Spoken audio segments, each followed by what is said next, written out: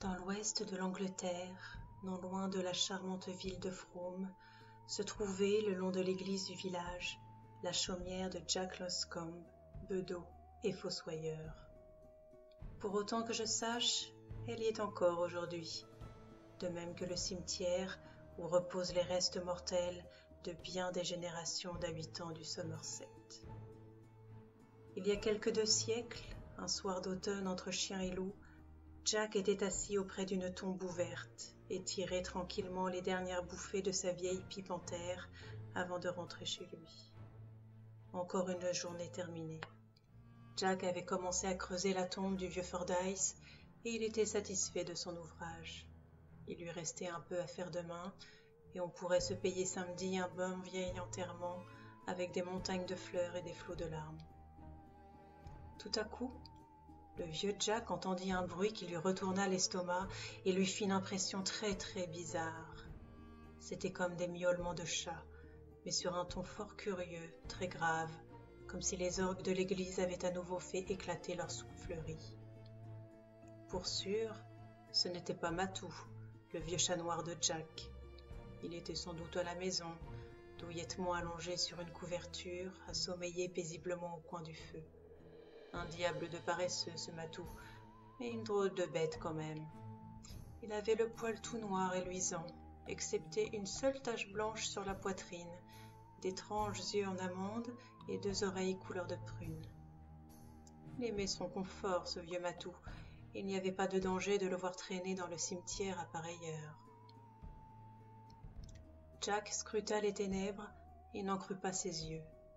9 chats couleur d'ébène venaient vers lui en portant un cercueil tout drapé de velours noir et surmonté d'une petite couronne d'or. Leurs yeux brillaient d'une étrange couleur d'ambre. Le fossoyeur retint son souffle sans même oser tirer sur sa pipe ou faire remuer ses favoris. La procession se dirigeait droit sur lui. Tous les 3 pas, les 9 chats miaulaient en chœur comme gémit le vent entre les buissons de houx. 8 d'entre eux portaient le cercueil, et le plus gros, le plus noir de tous, marchait en tête comme s'il conduisait le deuil. Il s'avançait lentement, solennellement, entre les pierres tombales, sans jamais trébucher ni marcher sur une dalle. Pauvre vieux Jack! Ses genoux s'entrechoquaient, ses cheveux blancs se dressaient sur sa tête et il marmonnait les quelques bribes de prière dont il parvenait à se souvenir. Mais les chats continuaient à avancer, et lorsqu'ils arrivèrent au bord de la tombe à demi creusée du vieux Fordyce, ils s'arrêtèrent. Immobiles, attentifs, ils regardaient Jack droit dans les yeux et remuaient leurs oreilles couleur de prune. Pas un ne dit mot. Enfin, le plus gros, le plus noir, contourna la tombe et d'une voix humaine s'adressa à Jack en ces termes. « Va dire à Matou Mathieu que Mathieu Maton est mort. » Rien de plus, rien de moins. Clair comme la cloche de l'église. C'en était trop pour Jack. Il se leva d'un bond, prit ses jambes à son cou et déguerpit en direction de sa maison sans demander son reste.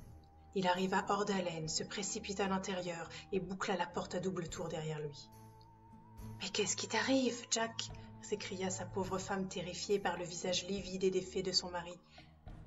Dès qu'il reprit un peu ses esprits, Jack s'exclama. « Qui est ce Matou Mathieu, ça? Je me le demande bien. » Sa femme et son chat sursautèrent en même temps.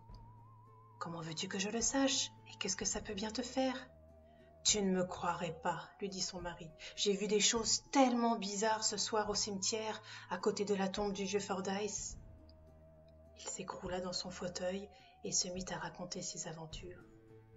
De temps en temps, il lui fallait reprendre son souffle, reposer un peu la tête et fermer ses yeux rougis.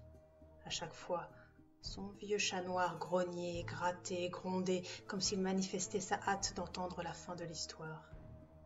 Dans ses grands yeux en amande fixés sur son maître, s'était allumée une flamme étrange.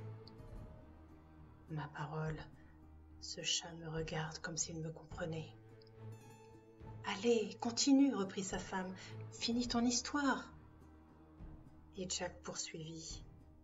À ce moment-là, le gros chat noir aux yeux grands comme des soucoupes s'approcha de moi et me dit « Va dire à Matou Mathieu que Mathieu Maton est mort, vrai de vrai. » Jack avait eu son compte de frayeur pour la nuit, mais ça n'était pas fini, car pendant qu'il parlait, son vieux chat s'était levé, bien droit, avait arqué le dos et fort digne, le regard fixe, la queue et les oreilles dressées, il prononça ces mots. « Pas possible, tu dis que ce vieux Mathieu Maton est mort? Alors, me voilà roi des chats !» Et avant que le fossoyeur et sa femme puissent faire un geste, le vieux Matou avait sauté par la cheminée et disparu dans une avalanche de suie. Nul ne le revit jamais plus.